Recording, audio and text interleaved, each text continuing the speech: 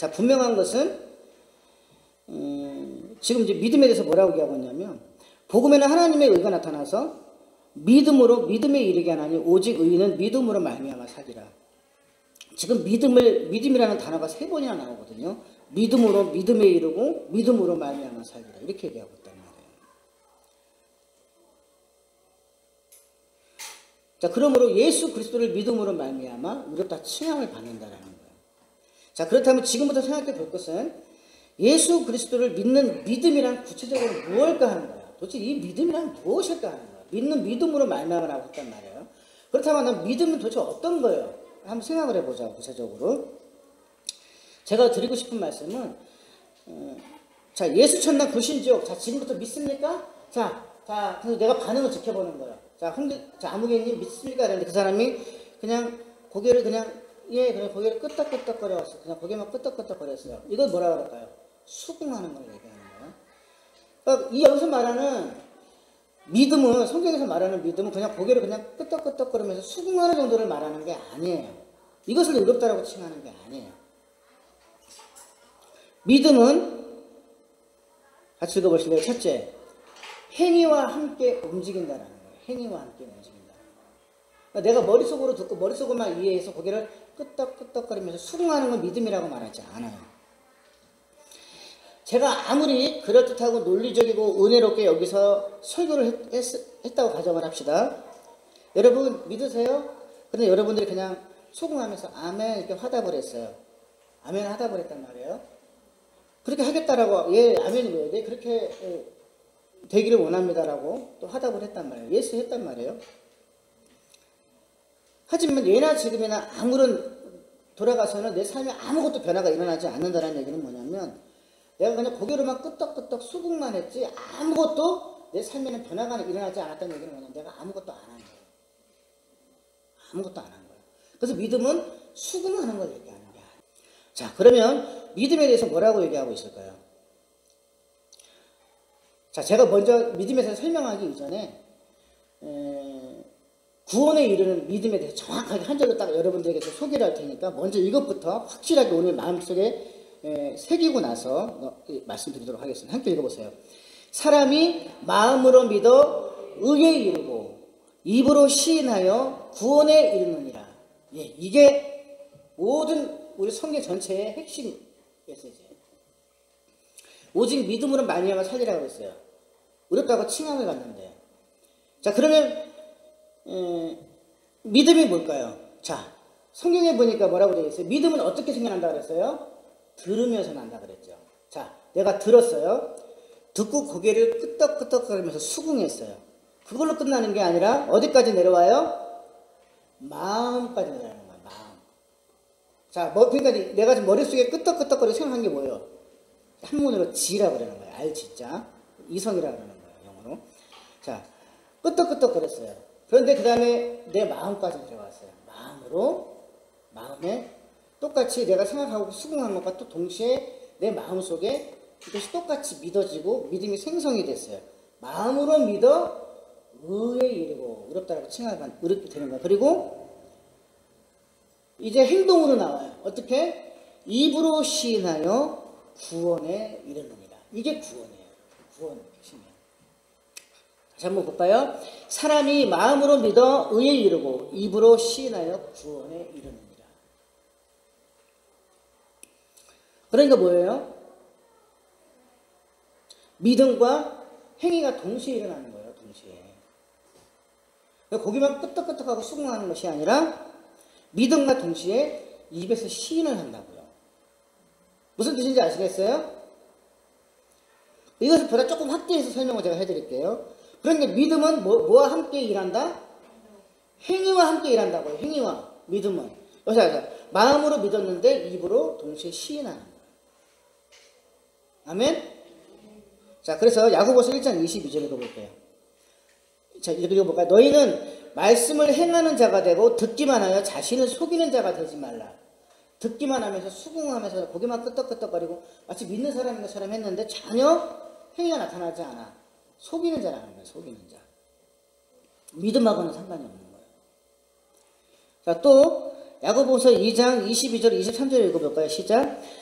내가 보거니와 믿음이 그의 행함과 함께 일하고. 자, 뭐와 함께 일한다고요? 믿음이 행함과 함께 일한다고요. 제가 아까 설명했던 것처럼. 마음으로 믿어 의에 이르고 입으로 시인하여 구원에 이른다고 했듯이 믿음이 행함과 함께 일하고 행함으로 믿음이 어떻게 됐다고요? 온전하게 되었다고요. 그러면서 야고보는 이 믿음을 설명하기 위해서 창세기에 있는 믿음의 조상 아브라함을 끌고 왔어요. 자, 23절 읽어볼까요?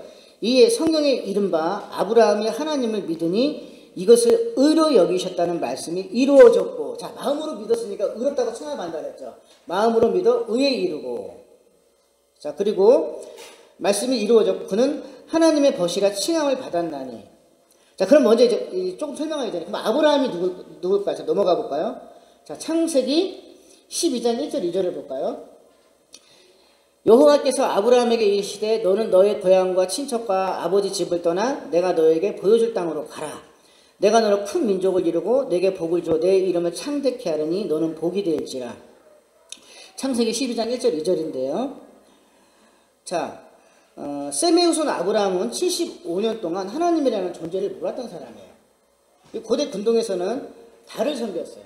그의 아버지가 베라인데 달을 섬겼던 사람이에요. 그래서 자기 아버지 따라가지고 달을 섬겼던 이제 장남이었던 거죠. 또 셈도 장남이고 셈의 후손인 거죠, 이렇게.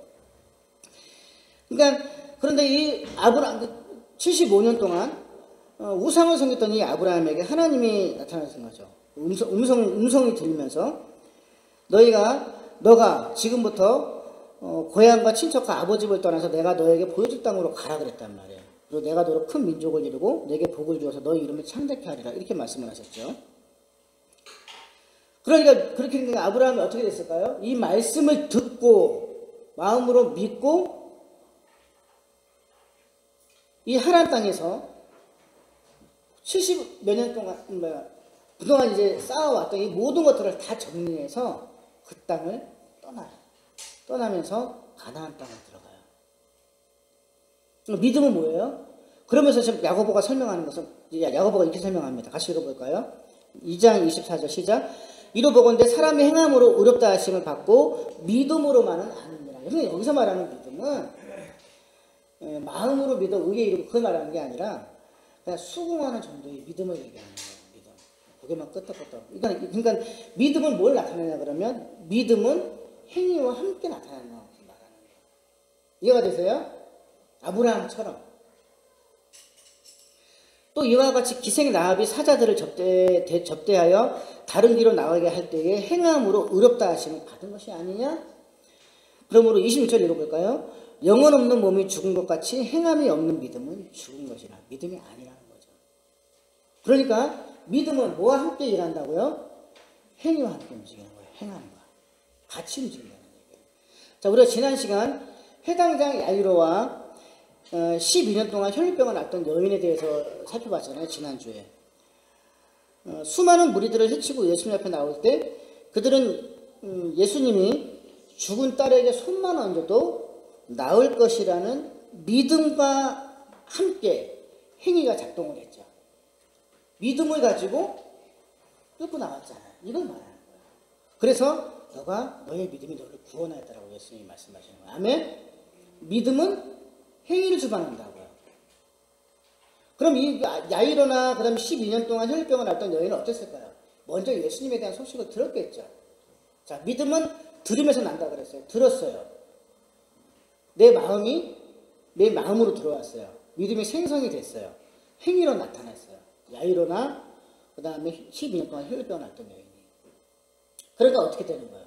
이것을 전인격적인 신앙이라고 하는 거예요. 예수님을 당신을 만났습니까? 라고 말하는 거는 전인격적인 영접을 하셨습니까? 말하는 거예요. 그럼 전인격적인 영접은 뭐냐 그러면 내가 듣고 그냥 고개만 끄덕끄덕거리고 그냥 수긍하고 그냥 듣고만 마는 정도가 아니라 야고보가 말하는 것처럼 그걸 말하는 게 아니라 들었어요. 내 머리로 고개 끄덕끄덕거렸어요. 그게 내 가슴에서 작동을 하는 거예요. 진짜 내가 생각한 것과 똑같이 믿음이 일어나는 거예요. 그리고 행동으로 나타나야 되는 거예요. 야이로나 그 다음에 12년 동안 혈류병을 앓던 여인처럼 손만 얹어도 내 병이 나을 것 같아. 그리고 또 내가 옷자락만 만져도 나을 것 같아.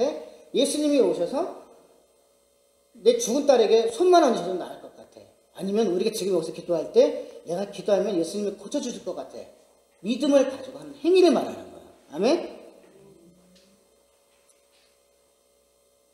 그러니까 믿음은 단지 수긍하거나 동의하는 것 정도를 말하는 것이 아니라는 거예요. 자, 야고보는 이렇게 얘기를 합니다. 같이 한번 읽어볼까요? 귀신이 오히려 우리보다 예수님을 더 잘 안돼요. 그러니까 아는 게 믿음이 아니라는 거예요. 자, 야고보서 19장 20절 읽어볼까요? 시작. 내가 하나님은 한 분이신 줄 믿느냐? 잘하는도다. 귀신들도 믿고 떠느니라. 자, 우리가 분간복음에 보니까 귀신 들린 사람이 예수님을 멀리서부터 알아봤죠. 훨씬 더 멀리서부터 알아보죠. 굳이 와가지고 복음을 전하지 않더라도 귀신들도 다 안다라는 거예요. 그러니까 아는 것으로 믿음을 말하지 않는다라는 거예요. 오히려 귀신들도 너희들보다 더 잘한다는 거예요. 오히려. 아하, 허탄한 사람아 이러는 거야. 허탄한 사람이 뭘까요? 신뢰가 갖지 않는 허당 같은 사람 이렇게 얘기하는 거예요. 행함이 없는 믿음이 헛것인지 모르느냐 이런 뜻이에요. 이게. 그러니까 믿음은 내 행위와 함께 일을 한다고요. 동사라는 얘기예요. 동사. 아멘? 함께 일한다는 거예요. 그걸 얘기하고 있는 거예요. 그런데 이게 지금 어렵다라고 칭함받는 믿음이에요. 그런데 갑자기 와가지고 예수 하나 불신지요. 아니면 예수 믿을래? 그럼 구원받아. 이게 어떻게 보면 바른 복음일까요? 그냥 고개만 끄덕끄덕거리고 이거에 대한 지식도 전혀 없는 사람에게 그냥 믿기만 해. 구원받아. 그래서 아무 밑도 끝도 없이 예수가 누군지 그리고 내가 왜 예수를 믿어야만 되는지 그 예수와 나와 어떤 상관이 있는지 전혀 내가 알지도 못하는 그런 상황에서 그냥 그래 뭐 믿지 뭐라 그냥 오케이 이렇게 했다고 구원 받을까요? 글쎄 구원하고 상관이 없다고 저는 생각해요. 잘못된 것이다. 자, 그래서 두 번째 믿음이란 무엇인가라고 했을 때 두 번째 어차피 이제 비슷한 얘기긴 합니다만 같이 읽어볼까요? 믿음은 전인격적인 반응이다. 이렇게 얘기하는 거예요. 전인격적인 반응. 이건 뭐 어차피 제가 설명을 드렸어요. 전인격적인 반응. 자, 공간 복음이에요. 공간 복음서를 뭐라 그래요? 마태, 마가, 누가복음 이 세 복음서를 공간 복음이라고 하죠. 이 공간 복음을 보면 예수님께서 제자를 부르시는 장면이 나옵니다. 대표적으로 제가 마태복음 1장 18절에서 22절만 이제 소개하고 싶은데 예수님께서 갈릴리 해변을 다니시다가 배 위에서 그물을 던지는 베드로와 안드레 형제를 발견을 하셨고 또 배 위에서 그물을 손질하는 야고보와 요한 형제를 발견을 하십니다. 예수께서 각각 그들을 부르시니까 그들에게 나타나는 행위가 있습니다. 뭘 것 같아요? 뭘 것 같습니까? 같이 읽어보실래요? 자, 베드로와 안드레의 반응을 한번 볼까요? 마태복음 4장 20절 시작. 그들이 곧 그물을 버려두고 예수를 따르느니라. 가치가 뭘로 바뀌었어요? 예수로 바뀌는 거예요. 버려두고. 그런데 아브라함도 어땠어요? 하나님의 음성을 듣고 그 말을 믿고 순종으로 나타났죠. 모든 것을 다 버려두고 살던 땅을 떠났어요. 그리고 가나안으로 갔어요. 그런데 여기서도 베드로와 안드레 반응은 어때요? 예수님을 만나고 나서 그물을 버려두고 예수를 따르느니라. 또 야고보와 요한의 반응을 한번 볼까요? 또 같이 읽어볼까요? 그들이 곧 배와 아버지를 버려두고 예수를 따르느니라. 이게 믿음이에요. 내가 예수의 사람으로 살겠다는 결단이 서는 거예요.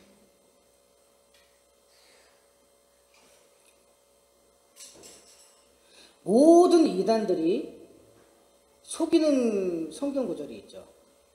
신천지나 여호와 증인이나 그 외에 모든 이단들이 다 그걸 들먹이더라고. 뭘까요?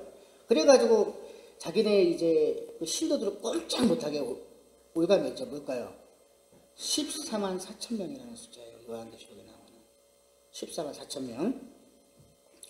그래가지고 오직 구원받을 자는 14만 4천 명이라는 이 숫자를 딱 제시를 하면서 그래서 너희들이 이 땅에 살아가면서 봉사를 많이 하고 뭘 많이 해서 봉사 점수를 올려가지고 그렇게 돼야만 14만 4천 명 안에 들어야만 구원을 받는다라고 얘기를 하니 죽으나 사나 뭐 비가 오나 눈이 오나 핍박을 하나 학대를 하나 하는 거예요. 저거를. 자, 구원은 어떻게 받는다고 했습니까? 마음으로 믿어 의에 이르고 입으로 시인하여 구원을 받는다라고요. 오직 믿음으로 말미암아 의롭다 칭함을 받고 구원을 받는다고요. 행위로 받는 게 아니라는 거예요. 계시록에서 말하는 14만 4천 명의 정체는, 자, 그럼 14만 4천 명의 정체는 뭘까요? 같이 읽어봅시다. 계시록 14장에 보게 되면 14만 4천 명이 앞에 이제 나오고, 자, 이제 14만 4천 명에 대한 얘기가 나와요. 먼저 4절부터 읽어보실래요? 4절. 이 사람들은 14만 4천 명에 대한 얘기예요. 이 사람들은 여자와 더불어 더럽히지 아니하고 순결한 자라. 어린 양이 어디로 인도하든지 따라가는 자며 사람 가운데서 속량함을 받아 처음 익은 열매로 하나님과 어린 양에게 속한 자니라. 무슨 얘기일까요, 여러분? 뭘 얘기하는 걸까요?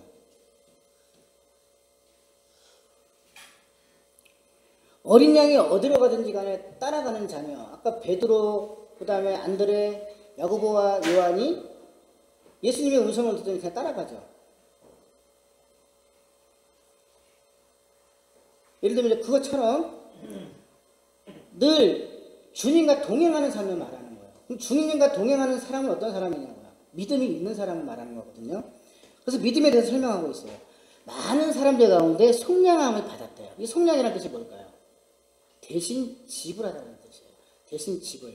어떤 노예가 있는데 그 노예의 몸값을 내가 대신 지불해줬어요. 그 사람이 자유한 몸이 됐어요. 성경에 보니까 죄의 삭은 사망이래요. 우리가 모두 다 죄인이라고 그랬잖아요.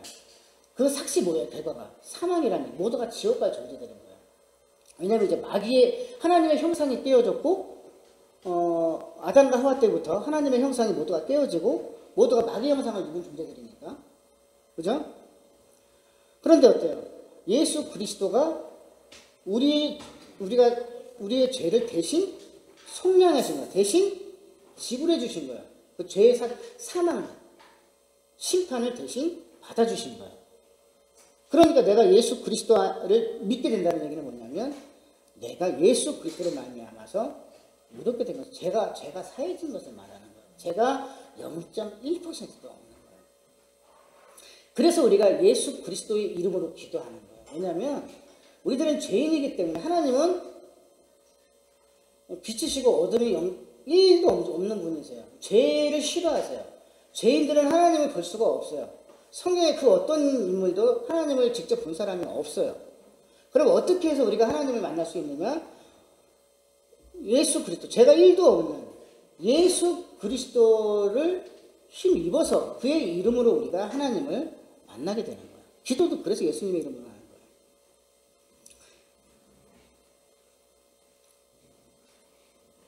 자, 그렇다면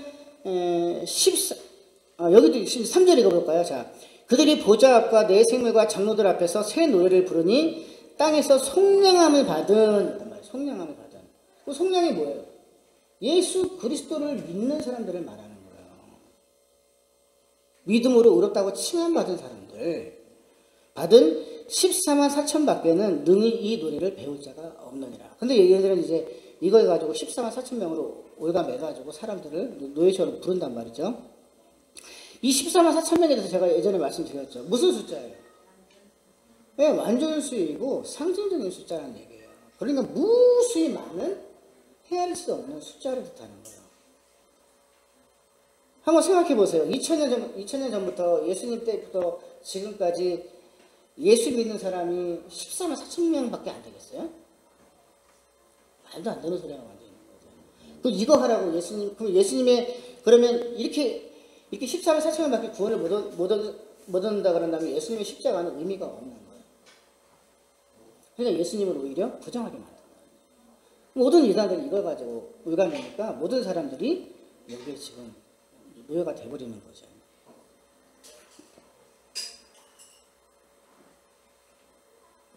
어쨌든 제가 여기서 이제 드리고 싶은 말씀은 이거예요. 하고 싶은 얘기가 뭐냐 그러면 이제 두 가지인데, 자, 속량이라는 뜻은 여러분이 이제 아셨죠? 대신 지불해드리는 거야. 내가 갚아주는 거야. 대신 예수님께서 갚아주신 거예요. 또 내가 자유한 몸이 된 겁니다. 그런데 예수 그리스도로서 성령을 받은 이들에게 나는 공통적인 행위 양상이 있어요. 행위 양상이 뭘까요? 자, 4절에 제가 이제 파랗게 친 거예요.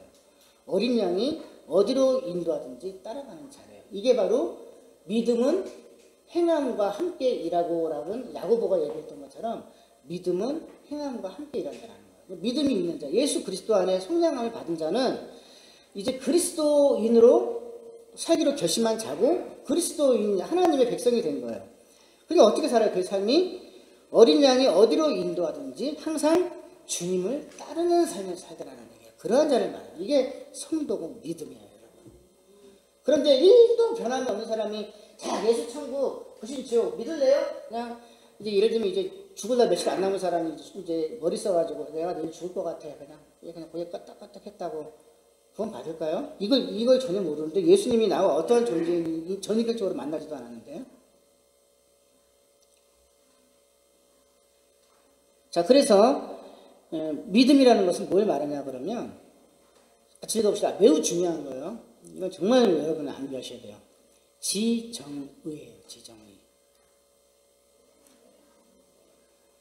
지는 뭐야? 우리 이성이라고 생각하면 되고 정은 뭐예요? 마음으로 믿어 그랬잖아요. 감정을 얘기하는 거예요. 감정. 지정의. 그러니까 뭐 이성, 감정, 의, 행위잖아요. 행위. 믿음은 지정의가 동시에 움직이는 걸 말하는 거예요. 의지는 뭐예요? 의지, 행동을 말한단 말이에요. 이것을 전인격적인 믿음이고 바로 의롭다라고 칭함받는 믿음이 지정의의 믿음을 말하는 거예요. 그냥 거기로 오늘 딱 나왔는데 그래 얘기해보세요. 제가 예수님에 대해서 얘기하고 복음에 대해서 얘기했어요. 내 마음속에 아무것도 반응하지 않아. 내 행위도 아무것도 변화가 없어. 그냥 거기로만 끄떡끄떡 그렇다네 수긍하는 정도와는 이건 믿음이라고 말하지 않는다는 거거든요. 이해가 되세요? 믿으세요 이렇게 해야 되는 예. 거기 끄떡끄떡 그리고 아무것도 아니라는 거예요. 마찬가지예요. 우리가 여기서 여러분 뭐 믿으십니까? 아멘 하고 돌아갔어요. 아멘 하고 돌아가는데 그렇다고 한다면 내가 행위로 나타나야 되거든요. 제가 지난번에 얘기했던 것처럼 믿음을 가지고 나오라고 했고 했듯이 예를 들면 이제 그리고 듣고 행하라고 했잖아요. 그러면 그것이 실제 나타나줘야 되는데 아멘 하고 돌아갔지만 아무것도 중요한 것은 내가 내 삶에 대해서 전혀 하려고 노력하지 않았기 때문에 변화가 없는 거예요. 그건 무슨 얘기냐고 한다면 듣기만 하고 행함이 없는 믿음이라고 하는 거예요. 예수님에 대해서 바르게 믿고 있고 내가 이 믿는 것만큼 내가 왜 실천하고 행해야 되는지 내가 분명히 알고 있는 것을 말하는 거예요. 이게 지정의 믿음인데 그러나 여전히 내가 육신의 몸을 입고 있으니 알면서도 불구하고 믿고 있음에도 불구하고 자꾸 넘어지고 실수하네. 그러니까 진심으로 하나님한테 회개를 할 때 내 마음에 정말 우러나서 통에 자복하는 심정으로 아파하면서 내가 죽을 수밖에 없는 존재고 이러니 내가 절망적이고 정말 온전해질 수 없는 절망적이고 가망성이 없는 존재라는 것을 인정을 하는 거예요. 그렇기 때문에 회개가 일어나는 거예요. 이걸 모르는 사람이라고 한다면 한번 생각을 해보세요. 길거리 나가가지고 아마 여러분들 믿지 않은 저기 가족들한테 가서 너 죄인이야 그럼 얘기해보세요. 확 버럭내고 뭐 하나 돌멩이로 찍으려고 그러지. 내가 왜 죄인이야 이렇게 얘기한단 말이에요. 얼마나 싫어하는데. 그런데 우리는 지정이라고 제가 말씀을 드렸잖아요. 이와 같은 믿음이 있기 때문에 내가 이 진리를 알고 그렇기 때문에 하나님의 은혜가 얼마나 값지고 예수 그리스도가 십자가가 나와 어떠한 상관이 있고 내가 왜 이것을 하나님께 감사해야 하는지를 아는 거예요. 아멘? 이것을 믿음이라고 합니다. 근데 이걸 모르는 사람이라고 한다면 자 회개합시다 그런다면 입만 뻑뻑뻑 내가 왜 회개해야 될지를 몰라요. 그걸 말하는 거예요. 근데 우리가 지정의 이와 같은 온전한 믿음을 갖고 있는 사람들은 항상 내가 하나님 앞에 연약하고 예수 그리스도가 아니면 죽을 수밖에 없는 어제나 오늘이나 연약한 존재임을 고백하고 죽을 수밖에 없는 존재임을 날마다 고백하는 거예요. 그래서 칼빈은 뭐라고 하냐면 우리는 일평생 죽을 때까지 회개하는 거예요. 회개. 아파하고 그러면서 성화의 길을 가는 거예요. 조금씩 내 삶이 변화가 되는 거예요. 저는 이렇게 말하고 싶어요. 내 삶이 거룩한 습관으로 조금 한 계단씩 걸어 올라가듯이 성화되는 것, 바뀌어나가는 것을 말하는 거예요. 성화는 뭐야? 최종 완전 성화는 뭘까요? 하나님의 모습을 말하는 거예요. 그러니까 하나님의 형상까지는 우리가 안 되잖아요. 죽는 날까지 걸어가는 것을 말하는 거예요. 그렇기 때문에 제가 오늘 말씀드린 이 믿음은 굉장히 중요해요. 이와 같은 이 믿음의 원리를 내가 정확하게 이해하지 못하고 믿는다라고 한다면 우리는 하나님 앞에 회개하는 것도 앵무새처럼만 앉아가지고 아무런 가무도 없으면서 입만 뻑뻑뻑하고 전혀 변화가, 그러고 나서 돌아가가지고 그냥 머리로만 까딱까딱거리고 전혀 삶이 변화가 없는 그러한 신앙생활을 할 거라는 얘기예요. 오늘날 기독교가 변화가 없고 세상 사람들이 우리를 바라볼 때 수리남이라는, 제가 아까 넷플릭스 시리즈에 설명했듯이 왜 세상 사람들이 기독교를 바라볼 때 혐오스럽게 바라고 이렇게 바라볼까요? 말은 마치 뭐 대단하게 하는 것처럼 하는데 삶은 사기꾼인 거죠. 교회가 사기꾼이고 성도들 보면 사기꾼 같은 거예요. 왜 그럴까? 제가 말하는 지정, 참된 온전한 믿음을 알지 못하니까. 아멘? 그걸 말하는 거예요. 이해하신 겁니까? 네. 아멘? 정리하겠습니다. 그래서 오늘 정리가 아주 간단해요. 자, 믿음이란 뭐다?